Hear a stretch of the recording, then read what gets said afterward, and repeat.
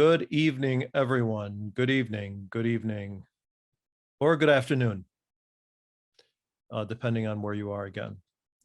So welcome to the Assyrian history class. We're unfortunately dwindling down the number of classes coming up. So I'm going to be missing you after May 10th. And I hope you will miss me too, but no guarantees as to that. So we will make an announcement at some point about the next Assyrian history class prior to the end of this class. And based on what I have heard many of you requesting and being curious about, we will focus it on a particular topic in modern Assyrian history. So most likely, we will focus on the period between 1800 and the present day and pick a few themes, for example, the history of Assyrian political involvement, the history of literature, and so on to focus on. And thank you, Dr. John. I will absolutely miss you for sure. And you and I need to talk before the end of the class at some point. So let us begin. Today's class is on bringing back ancient Assyrian traditions. What does that mean exactly? Well, we're going to go into the theoretical foundations, kind of the social science background to this idea of bringing back tradition, ancient Assyrian traditions. Are they in fact ancient Assyrian traditions, or is this something that we made up? There you see an image, a wonderful image of what looks to be an Assyrian woman staring at the relief of Assyrian from the palace of Dur Sharukin. Whenever you see a very large figure like that, a large relief that is larger than life, it's either going to be King Sargon II from Dur Sharukin or King Ashur-nasir-pal II. The works that were created during the time of Ashur-bani-pal and Sennacherib and other kings happened to be smaller, in part because they stayed in the city of Nineveh where space was limited. But when Ashur-nasir-pal II built his capital city in what is known as Nimrud or Kalha or Kalhu, he had much more space to work with, and the same thing with King Sargon II in Dur Sharukin, the city of Sargon. So whenever you see large busts or large reliefs of this kind of size, as you see here, know that it's either going to be King Sargon or King Ashur-nasir-pal II, much more King Sargon. So all of those of you who have been lucky enough to go to the Oriental Institute, and I understand that its name has changed recently, but the Oriental Institute has the works of King Sargon II featured in the center of the museum, the Lamassu, the Great Lamassu, and then reliefs of various officials, the Crown Prince Sennacherib and others following him and so on. That is King Sargon II's palace. Okay, so what are we talking about when we talk about bringing back ancient Assyrian traditions? Well, it's Assyrians connecting with the past of collective memory or with the history of ancient Assyria. And we're going to understand what collective memory means and what the history of ancient Assyria means. They're a little bit distinct, actually quite a bit distinct. Assyrians identifying with their language and culture with ancient Assyria, not the ancient Assyria here. Assyrians asserting an identity and culture through art, literature, dress, music, food that predates Christianity. Now, it's very important to remember that Assyrians have endured removal and later destruction of their artifacts from the 1800s, criticisms as to their ethnicity, whether they are Assyrian or not, rejection of their continuous history. This is very common, and we'll see some quotes today. Questioning of their racial purity, and this is something that is quite interesting to me, and I'll tell you an anecdotal story about my interaction with my late friend, Dr. John Joseph, who wrote the famous Nestorians and their Muslim neighbors, later the modern Assyrians of the Middle East, and who questioned Assyrian continuity and who himself was an Assyrian. Persecution and destruction of their homeland. These are the things Assyrians have endured and have caused them to be dispersed all over the world and clinging on to their identity and experiencing assimilation from within, and experiencing these criticisms and delegitimation of their claim to an authentic historical past or continuity by others, by outsiders. So the removal of the artifacts of the Assyrians went on in the 1800s. In all likelihood, many Assyrians did not know of the value of these artifacts. This does not mean that they were not Assyrian. This means merely that they were unaware of these treasures which belonged to their ancient kings.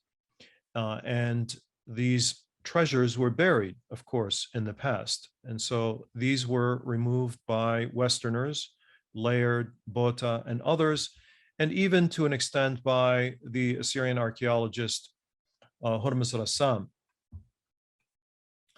And then Assyrians later on experienced the destruction of their artifacts. By this time, by the time ISIS came, say in 2014, 2015, 2016, into the Nineveh plain, into where Assyrian artifacts were, but also in Syria, of course, where Assyrian artifacts were. Assyrians were much more aware of their connection to the past. They were much more aware, not necessarily of tradition, which is passed down typically, but of the history involving these sculptures. So it was with great sadness that Assyrians actually experienced the destruction of Nineveh, Nineveh's walls, much of the, not much of the city, because a lot of it is still buried, but a good portion of the mud brick walls and even the stone walls by people belonging to ISIS or the Islamic Caliphate. Of course, this is what Nineveh looks like. And what's unique about Nineveh, important to remember for the Assyrians, is that the outside walls, which you see here, are made of stone. This is unlike many of the cities of Mesopotamia. For example, Babylon, which is almost exclusively made of mud brick walls, okay, either cooked or baked, not cooked. We'll talk about cooking later. Cooked, or excuse me, again, baked bricks in the Mesopotamian tradition, glazed bricks or mud brick buildings. Whereas in Nineveh, you have stone buildings which have lasted much longer, and you see the outside stone walls. Now, behind these stone walls are much larger structures, indeed about 8 times the size of these stone walls going up, and these were the Great Walls of Nineveh. So it had a 2-tiered wall system. One, the stone walls outside, and in more the inner layer, it had these larger mud brick walls, which have collapsed since, of course, and you see the mound behind these exterior walls. This picture happens to be from the 1960s, and you could see the extensive damage done, and also, of course, sadly, the road that is now next to Nineveh has came up to the walls of the great city, and a lot of these walls are unfortunately damaged by the smoke from the cars and the carbon monoxide and so on. And there's often debris all around the city. It's actually a very sad sight to see. In the northern areas where a large part of Assyrian buildings were or artworks were constructed by King Sennacherib, you see destruction under the jurisdiction of the Kurdistan regional government, which has unfortunately not cared enough for these sculptures to be protected. There is much more awareness now. There are more archaeologists and Assyriologists from the West working in these areas. And so this is a way to put pressure on the Kurdistan regional government to care more for these treasures, which, of course, belong to just as much as they belong to the Assyrian past, they belong to the Kurdistan regional government's ownership. It has jurisdiction, it has political jurisdiction, just as the Iraqi government has jurisdiction over other parts of the country. Now, Assyrian artifacts are also dispersed all over the world, in Chicago, New York, Paris, London, Mosul, Baghdad, Ankara, St. Petersburg, and many more cities across the world. And this is a very unique situation to the Assyrians, who have artifacts all over the world. And they are, of course, not owned by the Assyrians, but Assyrians go and visit them, as you see here. Now, we have a phenomenon that we need to be aware of, and that is Orientalism. I don't necessarily agree in whole cloth here with the idea of Orientalism as it was put out, but by Edward Said, who was a professor of literature and who is one of the great intellectuals of the Western world, who was a Palestinian Christian. But this is the study by Western scholars in a manner that imposes superiority of the West on the East, according to the way that Edward Said explained it. Since the publication of his very famous book, which became a staple in all universities studying Middle Eastern history across the United States and the world, it's translated into multiple languages. The term Orientalism was used to refer to a general patronizing Western attitude toward Middle Eastern societies and other societies in Asia, in the West, and Africa. In Said's analysis, the West views the Middle East as static and undeveloped, fabricating a view of Oriental culture that can be studied, depicted, and reproduced in the service of imperial power or the more powerful West in general. Implicit in this fabrication, Said tells us, is the idea that Western society is developed, rational, flexible, and superior. This allows Western imaginations to see, quote unquote, Eastern culture and people as both alluring and a threat to Western civilization. Something to keep in mind. Now, we can go into a critique of Orientalism, but that's not the point of the class. I just want you to be aware that there are many in Western intellectual circles that fully understand that there is this attitude, especially going back to earlier authors from the 1920s and 30s. And one of these authors who had a very horrible view of the Assyrians was the anthropologist Carlton Kuhn. And he wrote a book on the Middle East from an anthropological perspective. I remember when I first saw this book in the 1980s, I was in utter shock. And I could not believe that I was reading this line: the Assyrians have no direct linguistic or ethnic survivors, which is probably a mercy. Well, I didn't think it was a mercy. And I don't think most people today, of course, think things like this are appropriate to write, but this is in the old tradition of looking at people in the East, specifically the Assyrians, because they've been viewed as sort of the villains of the Old Testament. Not that that's an accurate view or understanding, but combined with Western views, the Assyrians have been viewed as sort of a barbaric, bloodthirsty people. And Carlton Kuhn tells us that those who think they're Assyrian are mistaken. Of course, they should know better, but the real Assyrians are gone, which is probably a mercy. Another professor, scholar of Syriac studies of Christianity is Dr. Coakley, Chip Coakley, J.F. Coakley, and he's been very critical of this idea that Assyrians can look back to ancient Assyrian history. And in his footnote in the book, The Church of England, the Church of the East and the Church of England, about the Assyrian mission, the Anglican Assyrian mission, he tells us that I refer to the link created between the modern Assyrians. This placing of Assyrians in quotes is something that you will see over and over again by many of such scholars as Coakley. And the ancient Assyrians, in short, the name Assyrian is now inseparable from a whole bogus ethnology. What is bogus ethnology exactly? Well, to Chip Coakley, it means that the modern day Assyrians thinking that they have links with the past, with the ancient past, is false. What they should have links with, according to Chip Coakley, is Syriac culture only, and they should be limited. In other words, he draws a line of how far Assyrian history should go back, and it shouldn't go back farther than or further than Christianity. And he is joined in this type of thinking by many.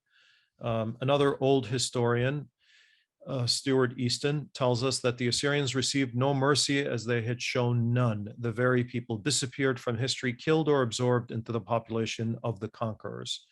And I countered it with a photograph here of the young men and women who belong to the Assyrian Youth Association with the Assyrian Church of the East in Chicago, the Church of Margiorgis here, just to kind of counter this idea of the disappearance of the Assyrians. And this has perplexed many of these, what we can call Orientalist thinkers, is that there is no way that these people could have survived.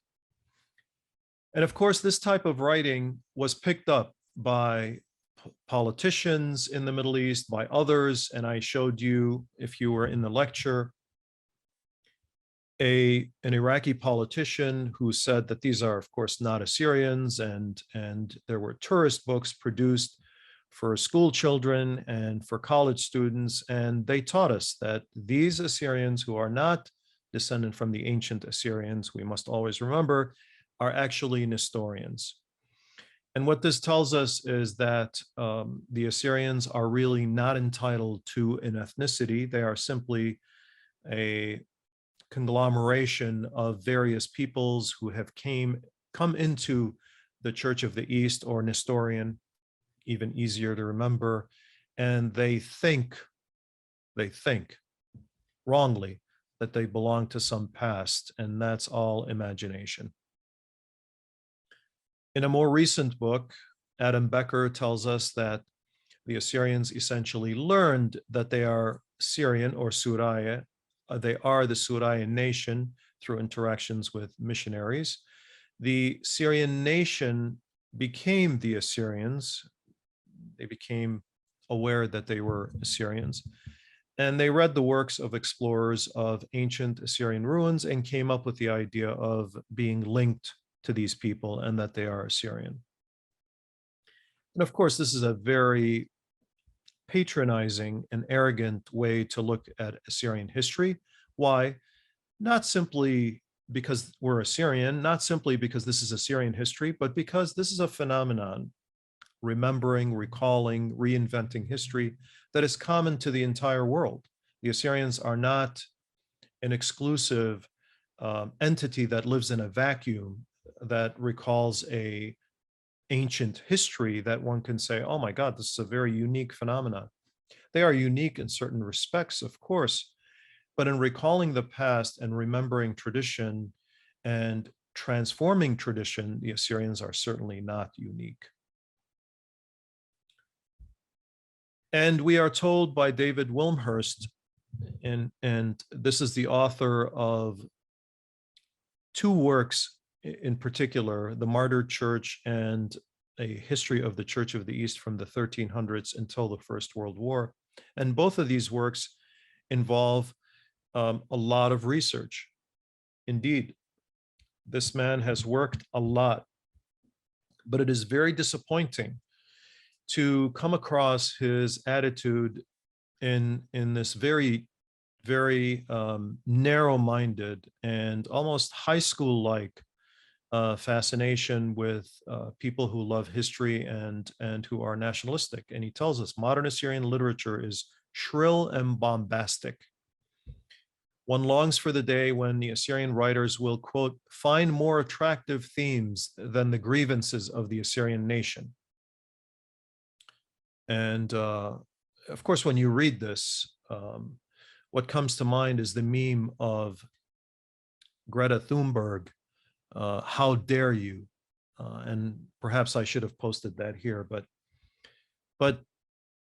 David Wilmhurst is enamored with the history of the Church of the East, and he cannot let go of the idea that there are these people who are the last members of the Church of the East, virtually the last, living in Mesopotamia, in northern Mesopotamia and Assyria, that call themselves Assyrians.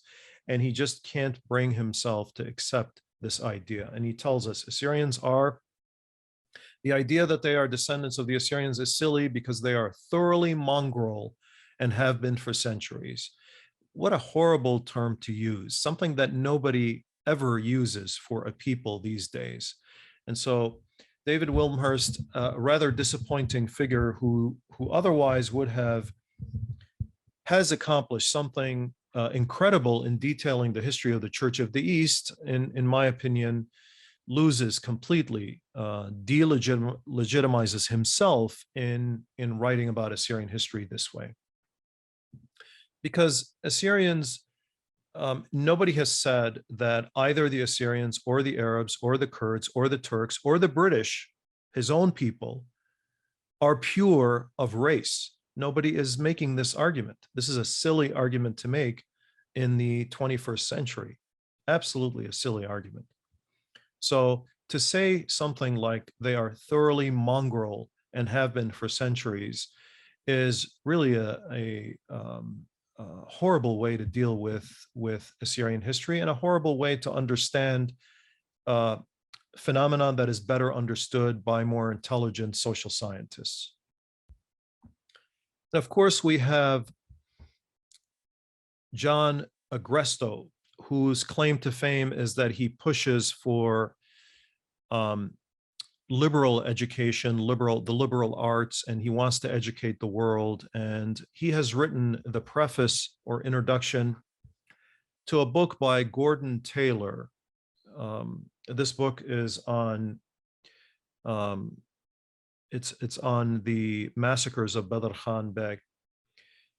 And Gordon Taylor nowhere mentions the word Assyrian in his book. He merely refers to Assyrians as Nestorians. And he has John Agresto. John Agresto questions whether we are Assyrians and says these Assyrians, as we refer to their remnant today, brushing our people aside, were so rife with murderers, thieves, swindlers, and extortionists that he wonders why someone like Asahel Grant, a missionary from the West, would even enter Assyrian territory and bother himself with these peoples. And of course, at the time that he's writing this, he is in the American University in the area of Suleymaniya, and he is teaching liberal arts, and he wants to help the Kurds, whom he loves, to understand their history and understand liberal arts. And he writes this horrible thing about the Assyrian people. And in the question and answer, you can ask me about my conversation with Gordon Taylor and my attempt to reach John Agresto for comment as to this, this reference here. And of course, his comments have also been picked up by others who have copied the way John Agresto characterizes Assyrians especially in the mountain areas, which is completely unfair and not based on any real or careful study of history. Now, more intelligent scientists, social scientists in this world, and thank God we have them in the likes of Benedict Anderson, who tells us about the formation of nationalism, and he makes us understand that this phenomenon, not limited to the Assyrians or the Jews or any other people, the Arabs and so on, is a phenomenon that is present worldwide. When you theorize about a people, you theorize about all human beings, not simply focused on one. Now, you can show examples, and he does focus on Southwest Asia, but he tells us that an imagined political community becomes a nation and imagined both inherently unlimited and sovereign. It is imagined that way. It is imagined because the members of even the smallest nation will never know most of their fellow members, meet them, or even hear of them. Yet in the minds of each lives the image of their communion. In other words, people imagine that they are part of a nation because they can't quite see or feel or hear or touch other members of that nation. So it is in thinking about them. And this is a phenomenon that is worldwide. It is not limited, of course, to the Assyrians in their imagination about their past. Now, we also have in this phenomenon of bringing back ancient Assyrian traditions, collective memory, and history. According to Maurice Halbachs, every group develops its own memory of its own past that demonstrates its unique identity vis-a-vis other groups. These reconstructed images, reconstructed in our minds, provide a group with an account of its origin and development and allow it to recognize itself through time. We are this, we are that. Collective memory is carried by individuals, but it expands and is passed down or transmitted to future generations. History is the product of scholarly scrutiny of the past, so it's different than collective memory, and is essentially a science detached from the pressures of immediate socio-political reality. This is an idealistic view of history. Collective memory, on the other hand, is an organic part of social life that is changed in response to society's changing needs. Historians analyze history from an unbiased perspective, analyzing it in a critical way from a distance. Now, I'm not getting into the critiques of Halbachs, who's a French philosopher and sociologist, because that's not the point of this lecture, but it's just to give you an idea as to how people thought about collective memory and history. The two are slightly different. But we are also told that when tradition weakens and social memory is fading, history emerges as the primary mode of knowledge about the past. The scholarly study of the past becomes a typical expression of the modern age, which often discredits memory as a form relating to the past. And in teaching this class, I've been told, I'm so glad that you're focused on, scientific history, and I'm glad that you're not telling me what your grandfather told you. Give me real history. Don't give me what your grandfather told you. Thus, history emerges in fundamental opposition to memory, wishing to suppress it.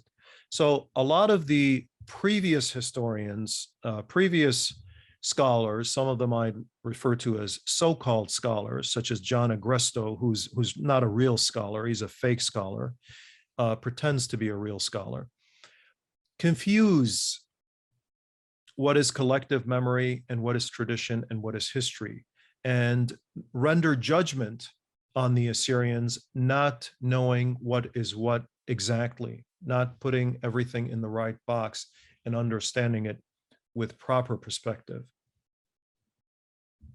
Now, I give you the example of Zionism because there are some affinities here, both the Assyrians and the Jews who became a nationality really through the mechanism of Zionism, from a religion to a nationality. And this was a very important, history became a very important factor in the formation of the Zionist thought and later of action, political action. Zionist collective memory provided the ideological framework for understanding and legitimizing its vision for the future. The predominantly secular Zionist movement turned away from traditional Jewish memory, so opposed Jewish memory, in order to construct its own counter memory of the Jewish past. So it was recreating, reimagining. Remember how Benedict Anderson had envisioned this imagination. In its call for change and critical attitude toward Jewish life, culture, and values in exile, the Zionist interpretation of history had a strong anti-traditionalist thrust. Don't tell me about my grandfather. I want to think about Zion. I'd like to think about what we were when we were in our land. While the religious Zionists grappled with the vision of the future, let's do something for our people, let's see what we can do to maintain our existence, secular Zionists were more concerned with reshaping the past. Let's create a past that is full of nationalism, that is going to give us pride and going to give us a political action for the future. How and what did Assyrians reshape their past? Because they did. They began to look at their past, and when they understood through various mediums what their past was, what did they do exactly? How did they begin to revision, reimagine, if you will, the Assyrian nation in the kind of using the framework set up by Benedict Anderson? So there were newspapers and magazines, there were classes in schools, literature was created, songs, poems, clothing, jewelry, food even.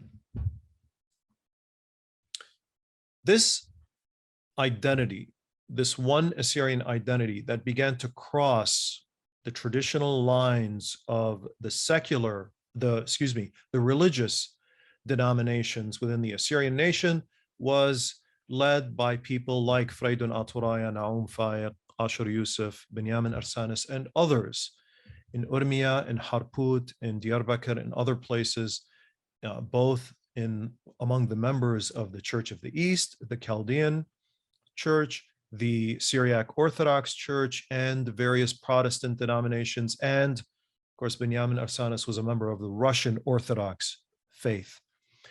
In particular, Freydun Bit Oraham, who came to be known as Freydun Aturaya. This term Aturaya began to be used more and more in the modern age, and it was an assertion of a connection to the past that had not existed before. An assertion that talked about that envisioned imperial Assyria as being part and parcel of the modern Assyrian nation, so that the future, just as the Zionists saw their future as one aligned with their history and connected to their ancient land, the Assyrians also sought to view through the use of terms like this, Aturaya, as being connected to Atur. Suraya is not necessarily as close to Atur or Ashur as Aturaya is. So Freydun Aturaya was one of the leading characters, a figure that wrote, who wrote poems and created plays, and we are still exploring what this man did, and it was a lot in terms of poetry and songs, and he created a vision in the minds of his people that harked back to the ancient past. Two other leading figures among the Assyrians were particularly in Iran, were Ad-Day al-Khas and his brother Jan al-Khas, both of whom were men of literature, and they created in 1951 a magazine. Ad-Day al-Khas was the editor-in-chief of Gilgamesh, again, linking us to the past, almost not rejecting the modern traditions, but also fusing it with the ancient past. So Gilgamesh is a reference, and as you can see here, the cover, the use of images of the ancient Assyrian past and linking them with modern Assyrian writing creates a bridge to that past and asserts a continuity. Now, book production was limited in Iran, and Edde and John, his name is written as Jean Alhas, in Tehran in 1951, founded this printing house, and in the same year started to publish a periodical, Gilgamesh, which had an impact on the entire Assyrian literary world, and it featured many different writers, and it was a very good teaching tool for people to study the Assyrian language, as well as being a product that taught them about their ancient past. In modern Assyrian, Rabbi Edde also translated the Epic of Gilgamesh into a poetic form, which is beautifully written, which appeared in installments. Later, a copy was provided by his brother, John Alhas. John Alhas, by the way, is considered by many people who are familiar with Assyrian literature to be the quintessential Assyrian poet of the 20th century. He is considered the best writer among Assyrians, and at some point we will talk about him. And we do have someone that I would like to give a lecture. We'll see how we can arrange it, about John Alhas. He did a very deep analysis of the poetry of John Alhas, and he is really underrated, unfortunately, among modern Assyrians. I think we should know more about John Alhas. With his collaborators, Zaya Bit Zaya and Nimrud Simono, who are two giants of Assyrian literature, Rabbi Edde succeeded in purifying the modern Assyrian of Turkish and Kurdish words, replacing them with classical expressions and creating an elegant literary language. And this was a development on what had come before, for example, Zarirat Bahra and Kikhwa, which came before in Urmi. Among them was another great man of literature from Iran, William Daniel, who again fused themes of the ancient past with the modern, again bringing back the ancient Assyrian past to inspire. And this is a line that is translated from Dr. Aryanishaya, by Dr. Aryanishaya, of the Qatina epic. And Qatina is struggling with, I want you just to hear this, because you have to understand the bringing back, again, ancient Assyrian culture and how it is brought into literature by William Daniel, who's also, by the way, the writer of the very famous Nineveh song. And he tells us that before the sun sets, before the moon rises, you'll embrace your sons in your arms, our men and maidens. She has stolen from us. This is Shidda, the evil spirit who challenges Qatina. Their lives are entombed in mountain cliffs. If Shamiram could hear, going back to the ancient Assyrian queen, bitterly would she weep for her kids, captive in their own land. So you have this constant comparison, comparing and contrasting the ancient with the modern, the ancient past, the glorious past, with the modern tragic present. Bitterly would she weep for her kids, captive in their own land. Rage is swelling in my chest. It inflames my body. It burns me like a fire ablaze. If I do not put an end to Shidda, then it's best to lie down and die, as I would not be the son of Gilgamesh, the Ninevite. So Gilgamesh here becomes a Ninevite. This is, of course, reimagining this history.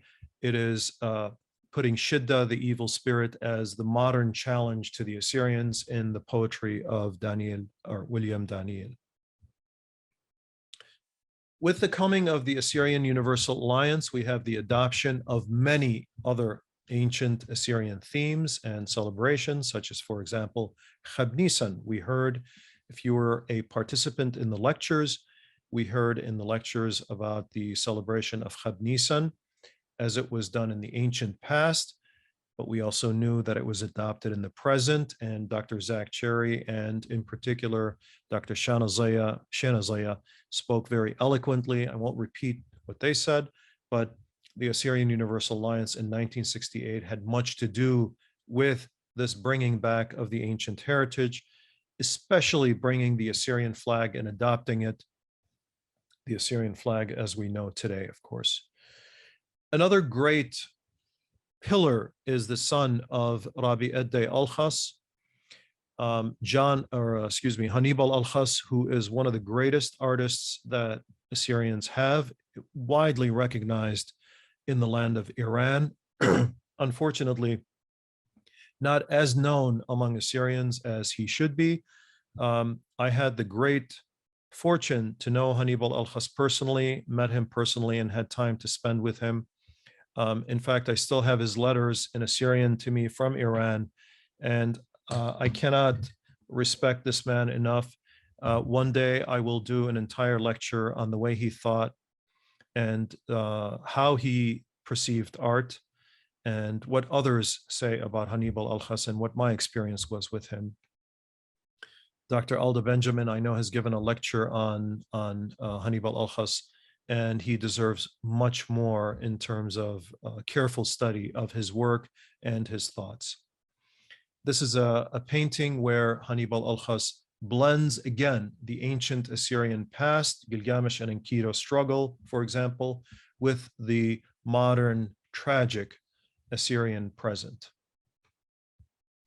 Now, Assyrians in Iraq were influenced in part by the spark that occurred largely in Urmia in Iran, where this love of the ancient Assyrian past had come about, and now it was also being picked up. This is a demonstration that was conducted after the coming of the new government in Iraq, the Republic of Iraq, after the fall of the kingdom in Iraq in 1958.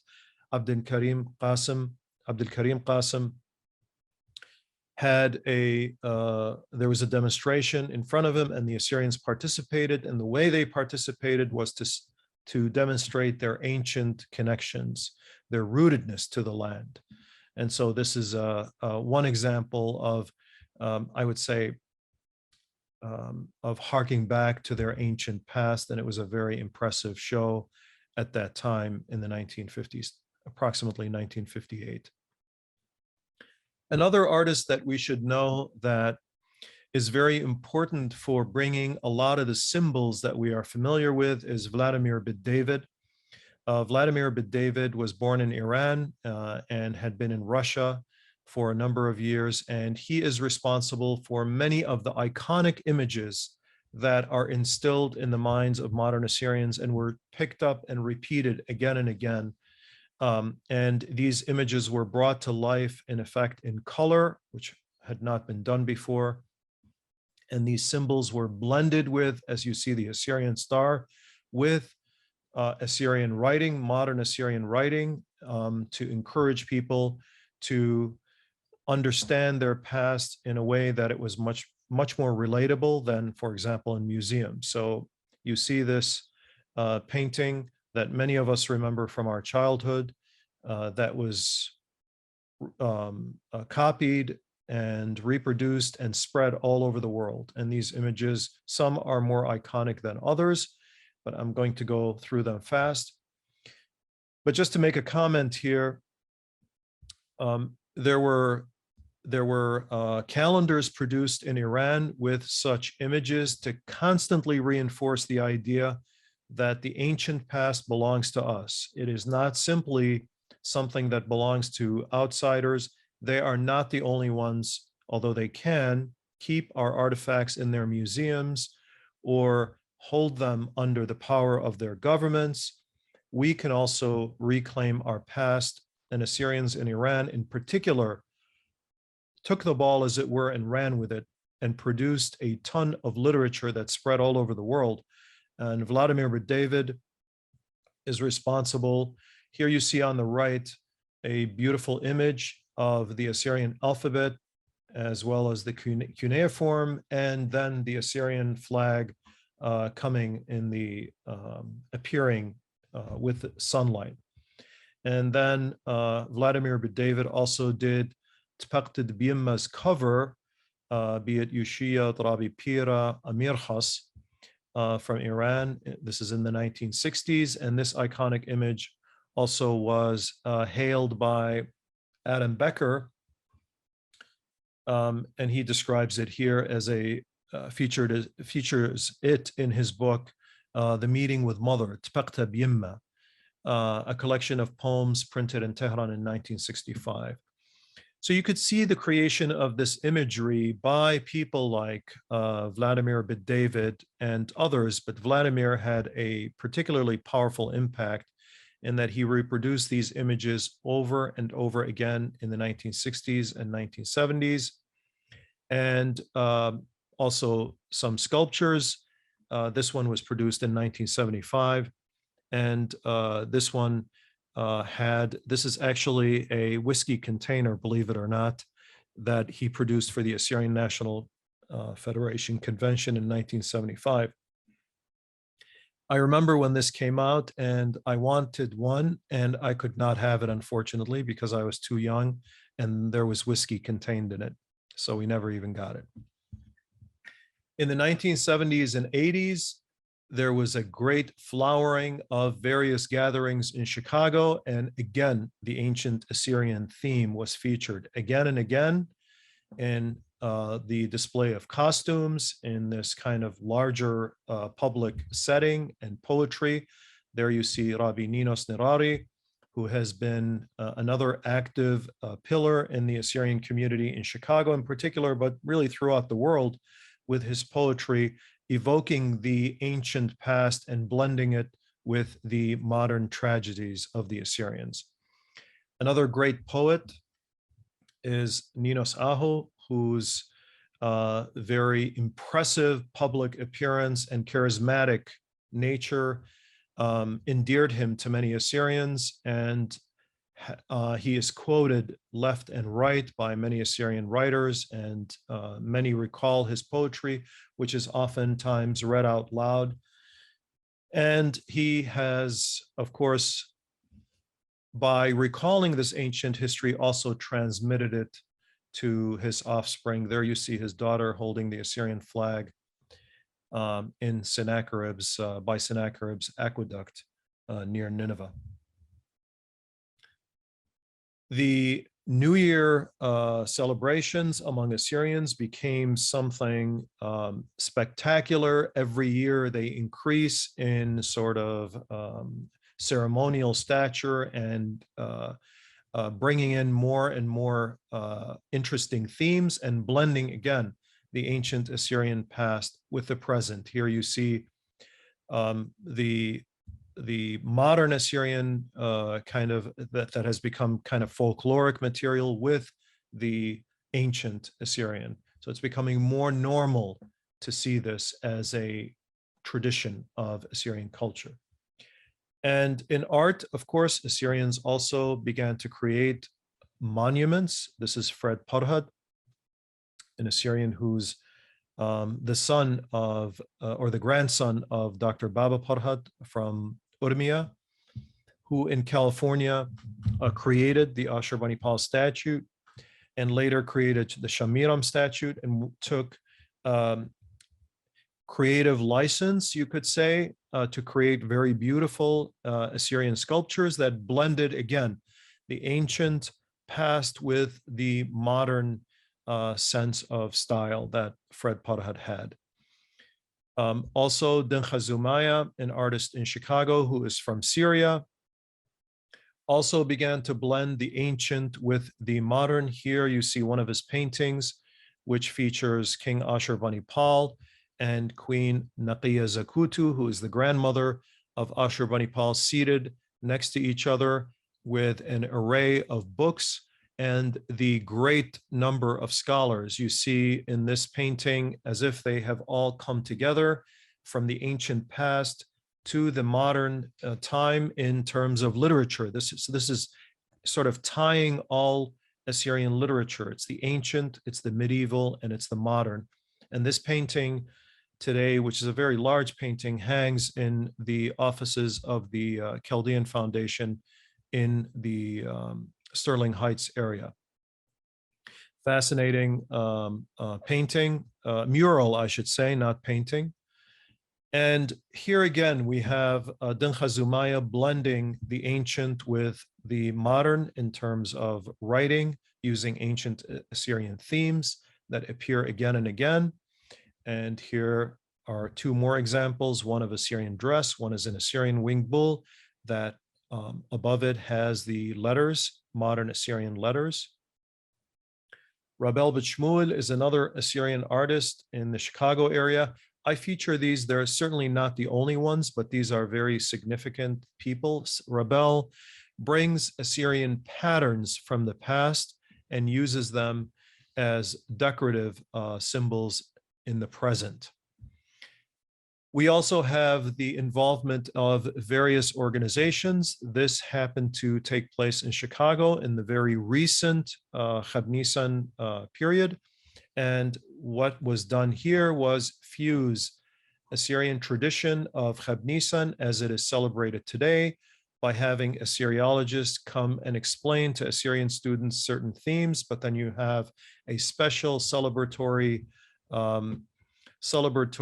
event here where Assyrian students hold up the Assyrian flag in front of the great winged bull. So coming together of the ancient and the modern, these very kids. And this is a card by the Assyrian American National Federation. So organizations are heavily involved in bringing back this past as the Assyrian Universal Alliance was in the 1960s. Mesopotamia Museum in Chicago also built their own winged bulls and featured them outside. If you're driving on Pulaski Avenue in Chicago, south of Devon, I believe, you will see these large winged bulls sitting there in front of what used to be the Mesopotamia Museum, but became a youth center. And of course, helping this process of transmitting ancient Assyrian themes into or mixing with folkloric cultural material are various Assyrian singers who have popularized references to the ancient past, such as Iwan Agassi, Sargon Gabriel, George Sharbakchi, Linda George, Walter Aziz, and others, Juliana Jindu, who is, by the way, Juliana Jindu's song is featured in Adam Becker's book, and Adam Becker was triggered to write this book, according to him, by listening to Juliana Jindu's song about Al-Labit and Ator ila Yemeni, Ator Allab ila Yemeni, reference to Assyria is our mother. And so he was very fascinated with this idea that a singer could be teaching children about ancient Assyrian. What is this all about? And so he was inspired to begin writing his book on Assyrian nationalism and where it came from. So the singers created a popular understanding of history among people. Now, they took also folk songs, which were part of Assyrian tradition, and blended these with, just as Rabbi William Daniel had done in the story of Qatina, where Shamiram comes in as a character and Gilgamesh the Ninevite come in as characters. These are symbols of the ancient past, kind of blending themselves into more recent tradition. Assyrian singers have brought the ancient past into folkloric themes and have made it a popular thing among people. And one of those was, of course, an iconic record that was produced by Asher Bitsergis, and you see him here with Iwan Agassi when they were both very young. Asher Bitsergis sings for ancient Assyria. Well, we've studied ancient Assyria, we've analyzed ancient Assyria, but what does it mean to sing for ancient Assyria? I guess only an Assyrian could do that. Now, these themes of the ancient past are also incorporated into memorials. And these ancient symbols of the Star of Shemesh, for example, is considered sacred even by Assyrian priests who perhaps in the past would have not been so accommodating to accept such symbols of the past, other than the cross, of course. But this has changed. And so the ancient has transformed modern traditions. This is where the two came to meet. Sometimes they clash. We can talk about that at a later time. But other times they are perfectly at at serenity with one another. There is absolute unity between the ancient past and the more modern traditions, as you see His Holiness Mar'awa III praying before a monument that was recently erected in northern Iraq for Assyrian martyrs with the Assyrian star, which is the symbol of Shemesh. And this theme is spread all over the world. And I give you one example from Kiev in Ukraine. This is a monument for the fallen for First World War and Second World War. And then, of course, there were many Assyrian restaurants in the Chicagoland area, but the credit goes to the Assyrian kitchen and to Aturina Zumaya for starting something that was unabashedly Assyrian. And she tells us here on the website, drawing inspiration from the world's oldest cookbook recorded on clay tablets, it's our passion to share the culinary history, ingredients, and unique dishes that define Assyrian cuisine. So now we have the ancient Assyrian past entering into the food that we eat. Now we've come full circle with clothing, with fashion, with artifacts, with artworks, with literary creations. And we have a Mr. Donald Barhu from Australia, who's an incredible, I mean, this guy by himself, he is able to create all this line of clothing that is as authentic as it gets without any help from anyone. And I think he's done a very good job, and he has various videos. So when you get a chance, check him out on YouTube. You'll see his creations, which are, in my opinion, extremely well done. And then we also have, of course, tattoos that bring the ancient past to the modern. So what could be closer to you than getting a tattoo? And we have this tradition developing among many Assyrians throughout the world. And we also have gravestones that commemorate the ancient past by looking at ancient symbols, such as the winged bull or the Assyrian flag and the symbol of Ashur. And here we see an Assyrian archbishop, Mariaku, who stands by a gravestone in North Iraq, in the land of Assyria. And he is perfectly at ease with looking at the symbol of Ashur and saying a prayer, because this has become the two traditions, the Assyrian Christian and the ancient Assyrian tradition, have now fused. And we are told by Eckhart Fromm, whose book I received today, by the way, and I was surprised to read this, and I wouldn't have added this into this lecture, but I think it's very important to now understand that the phenomenon of blending of ancient Assyrian culture with modern Assyrian traditions has established a new legitimacy. And now we have an Assyriologist telling us that Assyrian Christians, this was something you rarely saw in a book on ancient Assyria. Assyrian Christians are now found in greater numbers in Sweden, Germany, Australia, and the United States than in northern Iraq, southeastern Turkey, or northwestern Iraq. Most of the people who consider themselves the last descendants of Sargon and Sennacherib and continue to give their children the names of these and other Assyrian kings no longer live in their homeland. In their various exiles, however, they seek to emphasize their links with their religious and cultural traditions, emphasize their links with imperial Assyria, and share their heritage with their new environments. In effect, this is a struggle that the Assyrians are going through, and they are trying to fuse themselves together so that they do not assimilate, they do not disappear, they do not dissolve into larger cultures, because unlike other people, the Assyrians do not have a homeland, and this is one way to keep them grounded, to keep them centered, and to have this gravitational attractive force, which is the ancient Assyrian past, keep them together and keep them linked to this ancient identity.